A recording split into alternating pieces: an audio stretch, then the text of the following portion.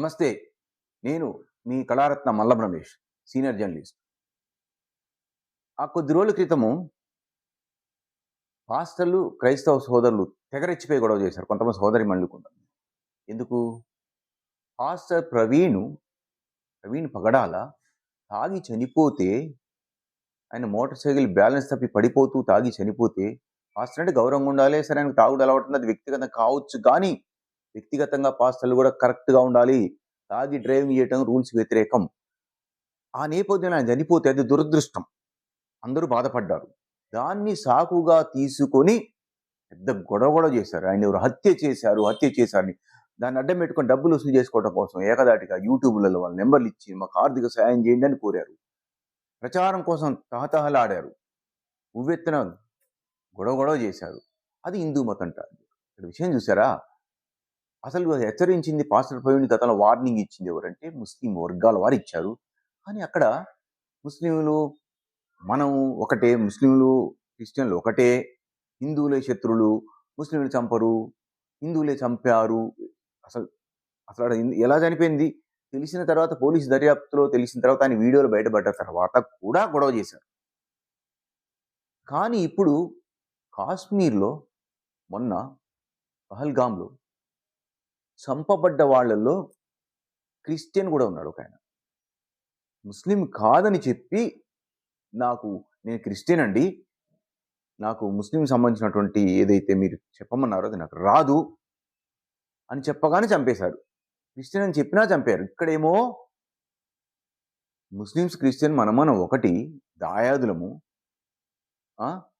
అని చెప్పి విషయాన్ని పక్కకు పట్టించి హిందువుని టార్గెట్ చేస్తే, అది కాదురా నాయన, హత్య కాదురా అని తెలిసిన తర్వాత కూడా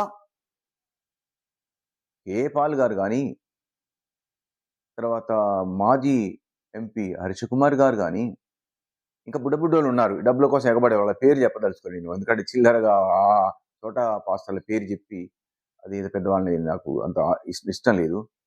వాళ్ళు ఒకటి జైలుకు పోవటం, ఒకటి బెదిరియటం, ఒకటి అబద్ధాలు చెప్పడం, ఒకటి బూతులు మాటలు, ఒకటే రండి పాస్టర్లు ఒరేరే అంటారా? ఇవన్నీ ఎందుకు చెప్తానంటే, క్రైస్తవ సోదరులారా, అందరం కలిసి ఉండాలి. హిందువులైనా క్రైస్తవులైనా. హిందువులలో ఏ నష్టం లేదు. హిందువుల మీద యుద్ధం చేయటం వల్ల వీళ్ళు బాధపడి అప్పుడప్పుడు కొంచెం అక్కడక్కడ ఎదురుదాడిలాగా చేస్తారు తప్ప గొడవలు, హత్యలు ఇవి ఉండవు.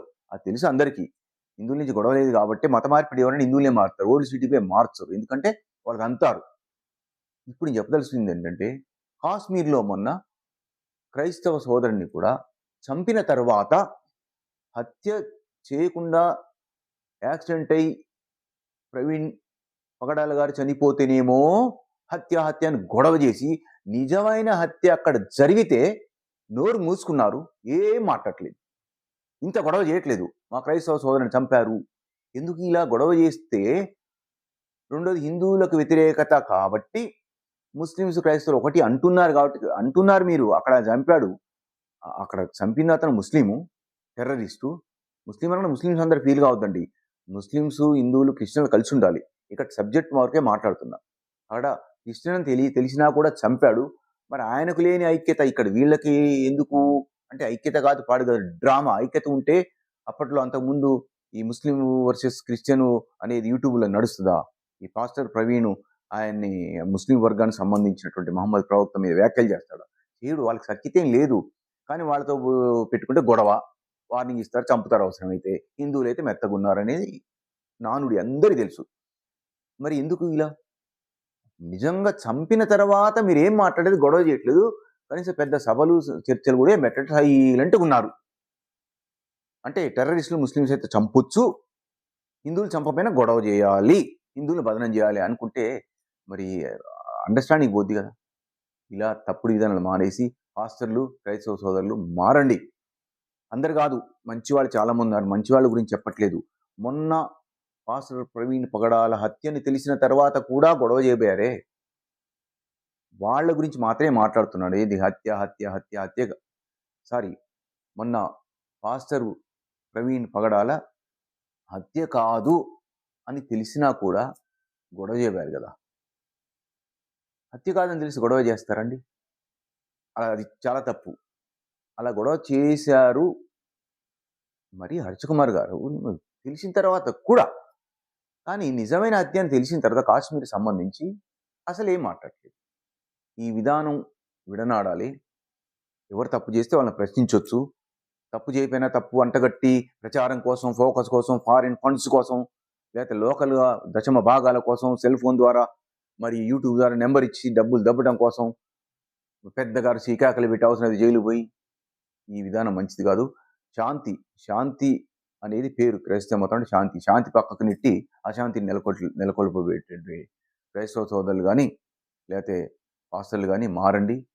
మరి ఎవరు తప్పు చేస్తారో వారిని ప్రశ్నించే వరకు పెట్టుకొని అందరూ కలుపుగోలు ఉండే విధంగా వ్యవహరించాలని మనవి చేస్తూ, క్రిస్టియన్లైనా, ముస్లిమ్స్ అయినా, హిందువులైనా కలిసి ఉండే వాతావరణాన్ని పాస్టర్లు కల్పించాలి. పాస్టర్ల బాధ్యత. ఎందుకంటే కొద్ది రోజుల క్రితం బాగా గొడవ చేశారు కాబట్టి బాధ్యత పాస్టర్లదే. ఇక నుంచి ఇలాంటి అక్రమ లేదా అబద్ధ ప్రచారాలు మానాలని పాస్టర్లకు తెలియజేస్తున్నాను. క్రైస్తవ సోదరులు కూడా ఆలోచించండి. హిందూ సోదరుల ద్వారా మీరు ఆలోచించండి. ఎందుకంటే అందరం కలిసి ఉండేటువంటి ప్రక్రియలు ఉండాలని మనవి చేస్తూ ధన్యవాదాలు.